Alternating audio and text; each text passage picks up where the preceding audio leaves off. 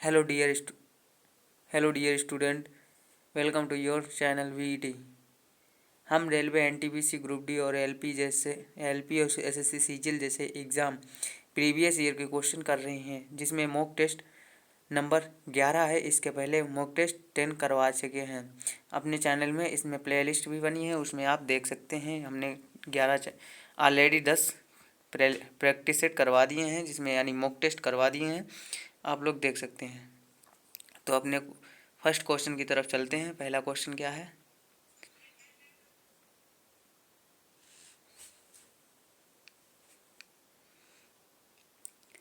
बंदोड़कर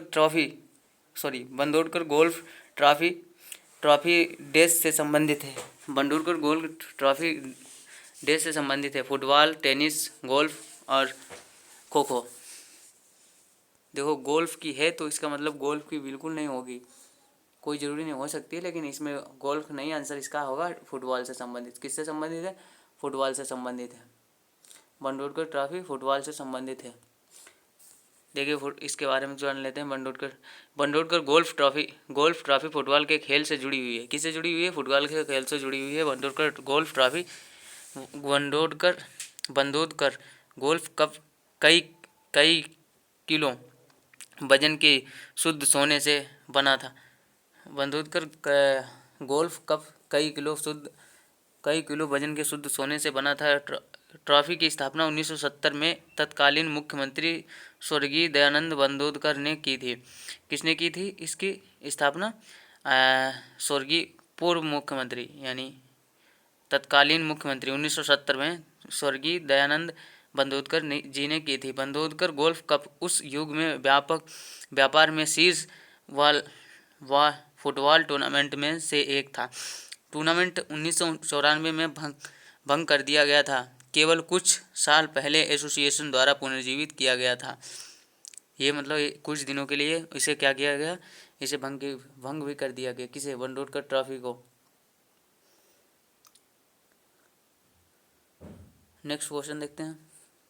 next question है, हिंदू उत्तराधिकार अधिनियम 1956 निम्न में से किन व्यक्तियों से पर लागू होता है? किन व्यक्तियों पर लागू होता है? ब्राह्मणों पर, ब्राह्मण समाज के अनुयायियों पर, अनुसूचित जाति पर, बौद्धों पर, उपयुक्त सभी पर। तो इसका सही आंसर क्या हो जाएगा? बौद्धों पर। किस पे लागू होता है? बौद्धों पर। देखिए, यह कौन हिंदू उत्तराधिकार?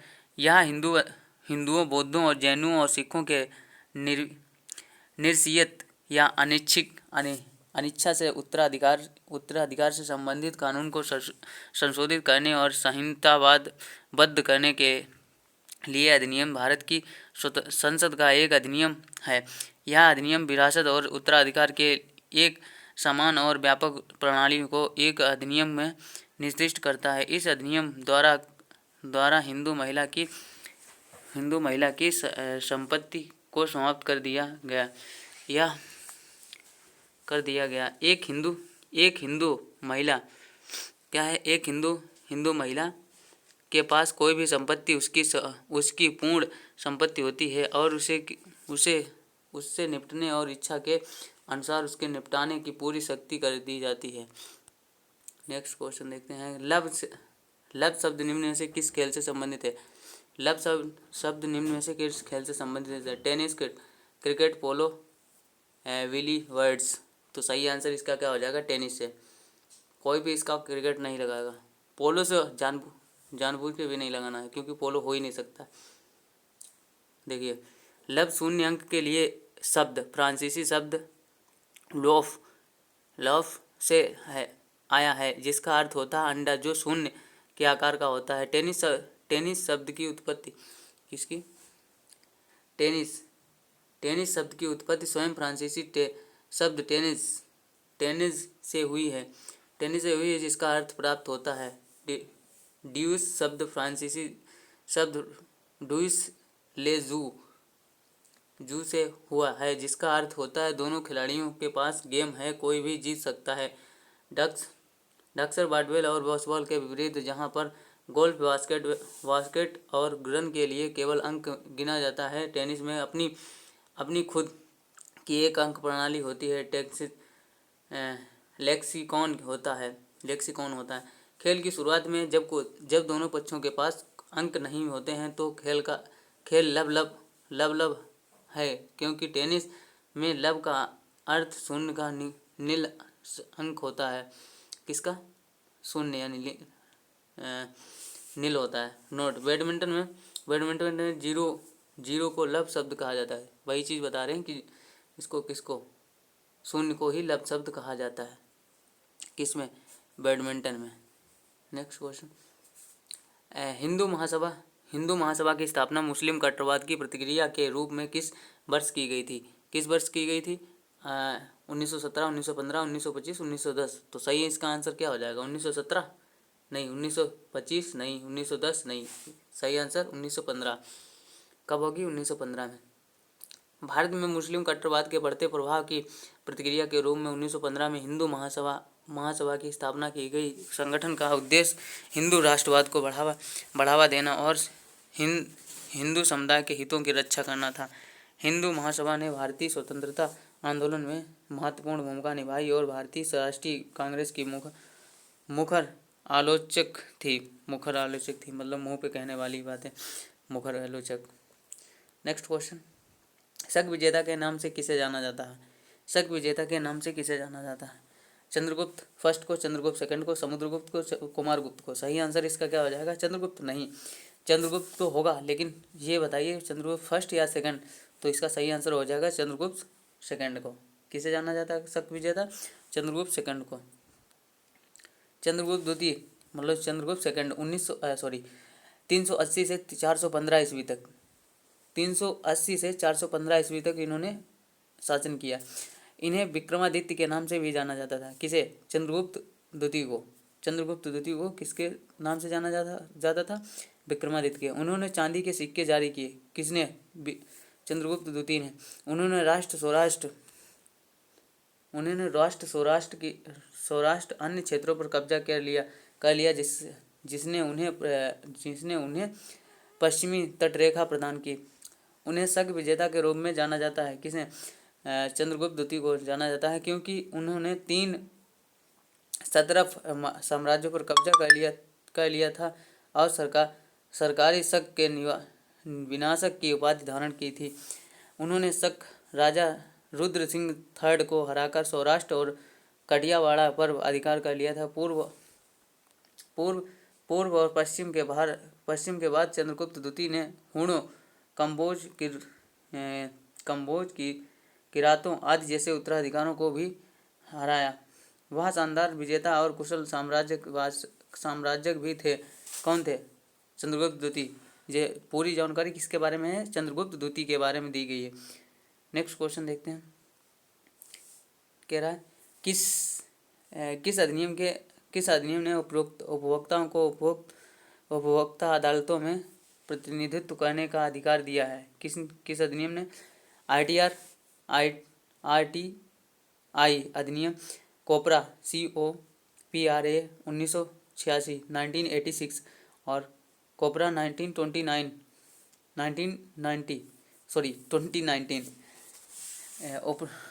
उपयुक्त में से कोई नहीं, नन ऑफ दीज। तो इसका सही आंसर क्या हो जाएगा? कोपरा 1986 में। देखिए कोपरा के बारे में थोड़ा जानकारी ले लेते हैं। उपभोक्ता संरक्षण अधिनियम 1986 को लोकप्रिय रूप से कोपरा के नाम से जाना जाता है। जैसे किसी का नाम हो उसको सिंपल भाषा में। कोपरा के अंतर्गत त्रिस्तरीय अर्ध न्यायिक तंत्र स्थापित किया गया। यह जिला, राज्य और राष्ट्रीय स्तर पर स्थापित किया गया था। जिला फोरम नामक जिला स्तरीय अदालत 20 लाख रुपए तक के दावों से जुड़ा मामले से संबंधित है और राज्य स्तरीय न्यायालय 20 लाख और 1 करोड़ रुपए से संबंधित है। 1 करोड़ रुपए से संबंधित है। राष्ट्रीय आयोग 1 करोड़ रुपए से अधिक के दावों वाले मामलों को देखता है। राष्ट्रीय आयोग कौन देखता है? 1 करोड़ से अधिक राष्ट्रीय आयोग देखता है। चारों आश्रमों का उल्लेख सर्वप्रथम किस उपनिषद में हुआ? सबसे पुराना ऋग्वेद, लेकिन इसमें कहा गया किस उपनिषद में हुआ। उपनिषद की बात नहीं, वेद वेद की बात अलग होती है, उपनिषद अलग चीज़ है। मांडुक्योपनिषद, छंदोपनिषद और बृहद्रथोपनिषद और जवालोपनिषद। तो इसका सही आंसर क्या हो जाएगा? जवालोपनिषद। सही आंसर जवालोपनिषद। नेक्स्ट क्वेश्चन देखते हैं। क्वेश्चन नहीं, इसके बारे में जानकारी लेते हैं। वैदिक काल के दौरान एक आर्य के जीवन को 4 चरणों का आश्रमों में विभाजित किया गया था। चार आश्रम ब्रह्मचर्य, गृहस्थ, वानप्रस्थ और संन्यास थे। उपनिषद हिंदू धर्म के दार्शनिक धार्मिक ग्रंथ हैं जो धर्म के मूलभूत सिद्धांतों की व्याख्या करते हैं। जलापला उपनिषद को जलापलोपनिषद भी कहा जाता है। जलापला उपनिषद को जलोपनिषद भी कहा जाता है। यह हिंदू धर्म का एक छोटा उपनिषद है। यह हिंदू धर्म का एक छोटा उपनिषद है। कौन सा? जलोपनिषद।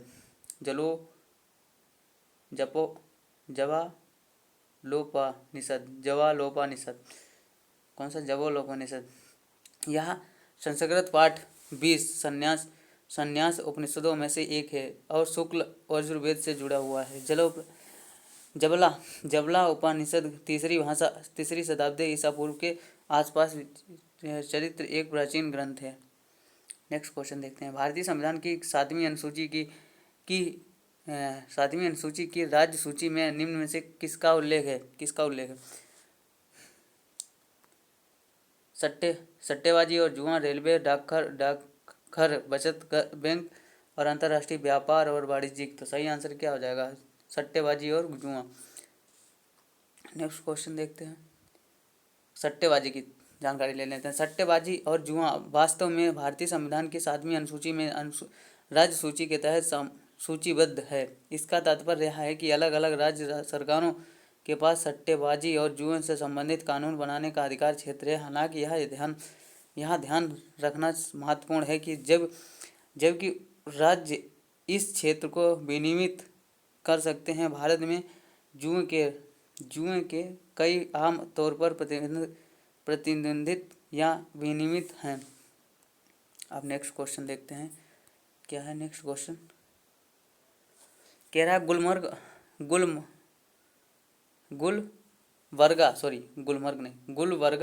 गुलबर्गा और विजयनगर हम्पी के मध्य भूभाग में निम्नलिखित में से कौन सी दो नदियां बहती हैं? नर्मदा, गोदावरी, महानदी, गोदावरी, कावेरी, पेरियार और कृष्णा, तुंगभद्रा। देखिए, गोदावरी गुजरात में होती है, गुलबर्ग और विजयनगर हम्पी मध्य प्रदेश की बात है, तो गुजरात वाली नहीं होगी। गोदावरी भी नहीं है। महानदी उड़ीसा इधर साइड में है, तो महानदी भी नहीं होगी।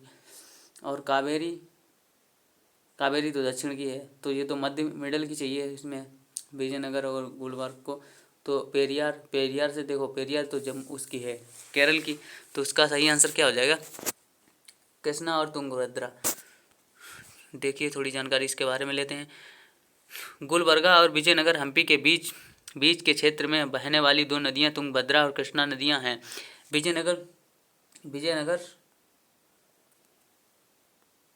विजयनगर में हरिहर प्रथम के शासनकाल के दौरान साम्राज्य पश्चिम ओर पर कोणार्क तट से लेकर पूर्वी छोर पर नुन्नोर और कुडुप्पा तक फैला हुआ था।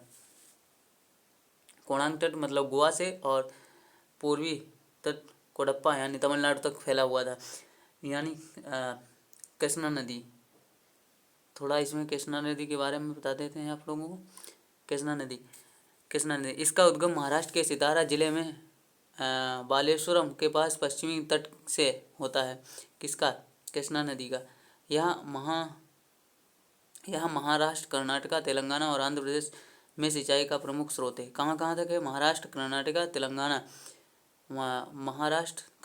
तेलंगाना और आंध्र प्रदेश में सिंचाई का प्रमुख स्रोत है। बाएं किनारे की सहायक नदियां भीमा किसकी हैं जी? देखो, ये सब कृष्णा की नदियों की बात हो रही है। बाएं किनारे की सहायक नदियां भीमा, डिंडी, पेड्डा, बागु, मूसी, बालेरू और मुन्नेरू। दाहिने किनारे की सहायक नदियाँ कुदाली कुदाली बेन्ना कोयना और पंचगंगा दूधगंगा और घाट प्रभा माला माला प्रभा तुंगभद्रा किसकी? कृष्णा की। नेक्स्ट क्वेश्चन देखते हैं। कह रहा सुंदरवन जैव मंडल रिजर्व के संदर्भ में निम्नलिखित कथनों पर विचार कीजिए। भारतीय देखो फर्स्ट कथन क्या है? भारतीय सुंदरवन पूर्व में हरिनव भाग और रायमंगल नदियों से और पश्चिम में मुरली गंगा नदियों से घिरा हुआ है। दूसरा है सुंदरवन में मैंग्रोव वनों की विशेषता टेराफॉक्स है जो उसकी लकड़ी के लिए मूल्यवान प्रजाति है। तो इसका क्वेश्चन आंसर कौन सा सही होगा? फर्स्ट या सेकंड या दोनों, या तो एक ही नहीं, नन ऑफ दिस। तो इसका आंसर सही है दोनों। कौन से? थर्ड ऑप्शन, यानी दोनों आंसर सही है। फर्स्ट भी सही है, सेकंड भी सही है। देखो यह पश्चिम में गंगा नदी के दलदल वाले डेल्टा में स्थित है। कौन? सुंदरवन जैव मंडल रिजर्व के संदर्भ में सुंदरवन, ठीक है, पश्चिम में गंगा नदी के दलदल में डेल्टा में स्थित है। यह 9,630 वर्ग किलोमीटर के विशाल क्षेत्र में फैला हुआ है और इसमें मैंग्रोव वन, दलदल और वन द्वीप शामिल है। सुंदरबन दुनिया का सबसे बड़ा डेल्टा है और मैंग्रोव वन है। भारतीय सुंदरबन जो 4,200 वर्ग किलोमीटर में फैला है, जो 2,585 वर्ग किलोमीटर तक का सुंदरबन टाइगर रिजर्व शामिल है और लगभग 96 रॉयल बंगाल टाइगर्स 2020 का घर है। यह विश्व धरोहर स्थल और एक रामसर स्थल है। कौन रामसर स्थल है? वह सुंदरबन। नेक्स्ट क्वेश्चन देखते हैं। कह रहा है बरखान स्थलाकृति निम्न में से किस भौतिक प्रदेश से संबंधित है? स्थान क्या है? बरखान स्थलाकृतियाँ किससे संबंधित है? पठारी प्रदेश, तटीय प्रदेश, मरुस्थलीय प्रदेश, पर्वतीय प्रदेश। तो सही आंसर इसका क्या हो जाएगा? पठारी प्रदेश, तटीय प्रदेश और मरुस्थलीय प्रदेश। तो मरुस्थलीय प्रदेश का सही आंसर होगा। भूखान भू आकृतियाँ मरुस्थलीय प्रदेश से जुड़ी हुई हैं। रेत के टीलों के निर्माण के लिए शुष्क गर्म रेतीली अच्छे स्थान है होगा। वर्धमान आकार के टीलों को बरखान कहा जाता है। इसमें बिंदु या पंख हवा के दिशा से दूर यानी नीचे की ओर निर्देशित होते हैं। यह वहाँ बनता है जहाँ हवा की दिशा स्थिर और मध्य होती है और यहाँ मूल सतह जिस पर रेत चलती है वह लगभग एक समान होता है। कौन? बरखान भू आकृतियाँ स्थल बनते हैं। नेक्स्ट क्वेश्चन देखते हैं। कह रहा है मुंडा भाषा समूह किस परिवार से संबंधित है? मुंडा भाषा समूह निम्न में से किस प्रकार से संबंधित है? अस्टिक, द्रविड़, चीन, तिब्बत, यूरोपियन। तो इसका आंसर सही होगा अस्टिक। कौन सा सही होगा? अस्टिक से संबंधित है। ठीक है, इसके अस्टिक के बारे में थोड़ा जानकारी ले लेते हैं। क्या है मुंडा भाषा मध्य और उत्तरी भारत में आदिवासियों द्वारा बोली जाने वाली भाषाओं में से एक है। यह एक ऑस्ट्रियो-सियाटिक या अस्टिक भाषा है। भाषा को उत्तरी मुंडा और दक्षिणी मुंडा में विभाजित किया गया है। किसमें? उत्तरी मुंडा और दक्षिणी मुंडा में विभाजित किया गया है। बोली जाने वाली कुछ मुंडा भाषाओं में हो कोरकू, भूमिज, संथाली, भंडारी शामिल है। अस्टिक भाषाएं यह वास्तविक भाषा परिवारों का एक समूह है जिसमें ताइवान, समुद्री दक्षिण पूर्वी एशिया, प्रशांत द्वीप समूह, मेडागास्कर में बोली जाने वाली ऑस्ट्रोनेशियन भाषा शामिल है। नेक्स्ट क्वेश्चन देखते हैं। किस पुनर्जन्मकालीन सरकार ने द लास्ट सुपर चित्रित किया है? सही इसका आंसर क्या होगा? पहले ऑप्शन देख लेते हैं। माइकल एंजेलो और डोनाटेलो और बोट्टिचेल्ली और लियोनार्दो दा विंची। तो इसका सही आंसर क्या हो जाएगा? Leonardo da Vinci. इसका ऐसा नाम विचित्र है। देखिए इसके बारे में जान लेते हैं थोड़ा। द लास्ट सुपर को इतावली पुनर्जागरण कलाकार लियोनार्दो दा विंची द्वारा चित्रित किया गया था। लियोनार्दो ने इस प्रतिष्ठित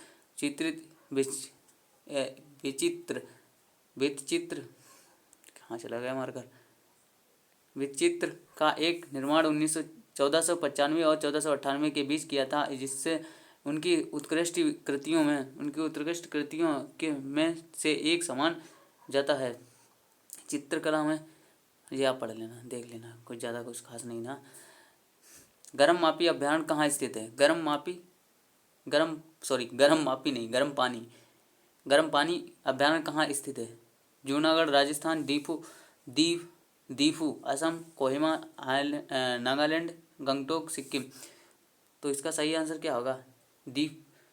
दीफू असम। इसके बारे में जान लेते हैं थोड़ा। गरम पानी वन्यजीव अभ्यारण्य कार्बी आंग्लोंग क्षेत्र में स्थित है, जो असम के सबसे पुराने अभ्यारण्य में से एक है। गर्म पानी का अर्थ है स्थानीय भाषा में गर्म पानी, और स्थानीय अभ्यारण्य इस तथ्य से अपना नाम लेते हैं कि यह अपने गर्म झरनों और झरनों के लिए प्रसिद्ध है, इसीलिए इसे गर्म पानी कहा जाता है। नेक्स्ट क्वेश्चन है, निम्न में से कौन सा शहर मेगा सिटी का दर्जा प्राप्त पाने वाला पहला शहर बना है? कौन सा शहर? London, Paris, Denmark, Washington, New York. कौन सा शहर बना है मेगा सिटी? महासागर में से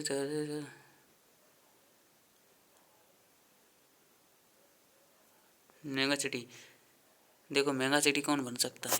लंदन, पेरिस, तो इसके में से सब टॉप ही में है, तो इसका आंसर क्या होगा? न्यूयॉर्क। क्या है? न्यूयॉर्क। नेक्स्ट क्वेश्चन देख, इसके मेगा सिटी के बारे में जान लेते हैं। मेगा सिटी शब्द का 1 करोड़ से अधिक लोगों की कुल जनसंख्या वाले महानगरीय क्षेत्रों को संदर्भित करता है। 1950 में केवल न्यूयॉर्क, नॉर्वाग और टोक्यो महानगर 1995 तक यह संख्या बढ़कर 14 हो गई थी। 2020 में 34 थे, अतः विकल्प 3 सही है। कौन सा सही है? विकल्प 3। एक महानगर की परिभाषा आमतौर पर यह पढ़ लेना थोड़ा ज़्यादा जान, जो मेन चीज़ है वो देख लेते हैं। निम्न में से कौन सा बचपन बचाओ आंदोलन का इस संस्थापक थे? कौन थे? शांता सिन्हा, कैलाश सत्यार्थी और अरुणा राय और अनिल अग्रवाल। तो सही आंसर क्या हो जाएगा? कैलाश सत्यार्थी। कौन थे? कैलाश सत्यार्थी। कैलाश सत्यार्थी ने बचपन बचाओ के आंदोलन की शुरुआत 1980 में की थी। कब की थी? 1980 में की थी। किसने की थी बचपन बचाओ की शुरुआत? आंदोलन की शुरुआत 1980 में की थी। एनजीओ का ध्यान बंधुआ मजदूरों, बाल श्रम और मानव तस्करी को समाप्त करना, यह सभी बच्चों के लिए शिक्षा के अधिकार की मांग करता था। कैलाश सत्यार्थी को 2014 में शांति का नोबेल पुरस्कार से सम्मानित किया गया। किसमें? 2014 में। किसे? कैलाश सत्यार्थी को। कब सम्मानित किया गया है? 2014 में। देखिए नेक्स्ट क्वेश्चन, सहदेव राणे अभियान में उनके प्रयासों के लिए एशिया से 2024 गोल्ड मैन पुरस्कार किससे सम्मानित किया गया? किसने जीता? रजत कोई, आलोक शुक्ला और अमित पांडे, ललित गौतम। तो इसका सही आंसर क्या हो जाएगा? आलोक शुक्ला। देखिए आलोक शुक्ला के बारे में थोड़ा देखते हैं। आलोक शुक्ला नहीं है। छत्तीसगढ़ बचाओ आंदोलन के संयोजक और सहदेव राणे बचाओ संघर्ष समिति के संस्थापक सदस्य आलोक शुक्ला को एशिया 2024 के गोल्डमैन पुरस्कार से सम्मानित किया गया। नेक्स्ट क्वेश्चन है, निम्न में से किस देश को हवा के देश कहा जाता है? जैसे पिंक सिटी किसे कहा जाता है, वैसे इसमें हवा के देश को किसे कहा जाता है? भारत, चीन, डेनमार्क और जर्मन। तो सही आंसर इसका क्या हो जाएगा? चीन नहीं, डेनमार्क है आंसर। कोई चीन नहीं लगाएगा ना भारत। हवा का देश डेनमार्क को हवा का देश कहा जाता है क्योंकि यहाँ विश्व में पवन ऊर्जा का सबसे अधिक अनुपात है। पवन वाइटोनो से आने वाली 47% हरी ऊर्जा के साथ पवन विद्यमान रहती है। डेनमार्क अपनी विद्युत आवश्यकताओं का लगभग 50% अच्छे ऊर्जा से पूरा करता है। अच्छे मतलब पवन ही होता है। डेनमार्क के बारे में है, डेनमार्क की राजधानी कोपेनहेगन। देख ले थोड़ा इसके बारे में, इसे बता देते हैं। डेनमार्क की राजधानी कोपेनहेगन और मुद्रा डेनिश क्रोन और शासक मार्गरेट सेकंड प्रधानमंत्री मेटे फ्रेंडीस्केन। नाम अजीब होते हैं ना। कुथु भारत के निम्न में से किस राज्य केंद्र शासित प्रदेश में कुथमबलम मंदिर में प्रदर्शित एक सामाजिक धार्मिक कला है? सिक्किम, आंध्र प्रदेश, केरला, तेलंगाना। तो सही आंसर क्या हो जाएगा इसका? केरला। कहाँ है? केरला में। नेक्स्ट क्वेश्चन देखते हैं। क्वेश्चन क्या है इसके बारे में थोड़ा जान लेते हैं। कुतु के बारे में। भारत के केरल एक पारंपरिक दर्शन कला रूप है। यह एक एकल कथात्मक दर्शन है जिसमें माइम और रहस्य अंतर्गत। ये आप पढ़ लेना, कुछ खास इसमें है नहीं ना, छोड़ दो। वर्तमान में केंद्रीय बजट में घोषित मित्रा योजना किससे संबंधित है? कृषि, वस्त्र और एमएसएमई बैंकिंग। तो कोई भी आंसर इसमें एमएसएमई नहीं लगाएगा। किससे संबंधित है मित्रा योजना? अरे किससे संबंधित है? वस्त्र से संबंधित है। क्यों आ रहा है वस्त्र से संबंधित? आज नहीं आ रहा, फिर से देखते हैं। हाँ आ गया। किससे संबंधित है? वस्त्र से संबंधित है। देखिए कपड़ा क्षेत्र पर ध्यान केंद्रित करते हुए वित्त मंत्री निर्मला सीतारमण द्वारा पहली बार 2021-22 के केंद्रीय बजट में मित्रा योजना की शुरुआत की गई थी। ये मित्रा का मतलब मेगा इन्वेस्टमेंट टेक्सटाइल पार्क है। इस योजना का लक्ष्य है कपड़ा उद्योग में रोजगार के अवसर उत्पन्न करने और निर्यात क्षमता बढ़ाने के लिए विश्व स्तरीय बुनियादी ढांचा स्थापित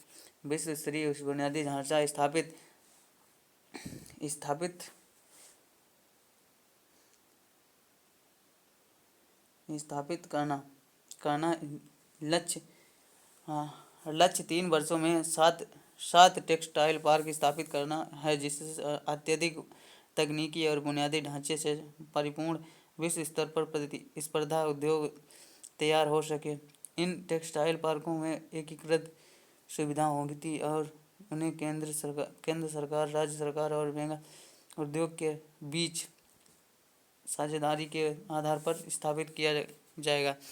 नेक्स्ट क्वेश्चन देखते हैं। बस इतने ही क्वेश्चन थे, नेक्स्ट क्वेश्चन नहीं है। हमने कितने क्वेश्चन करा दिए इसके, मतलब 20 क्वेश्चन करा दिए। 40 स्लाइड 20 क्वेश्चन।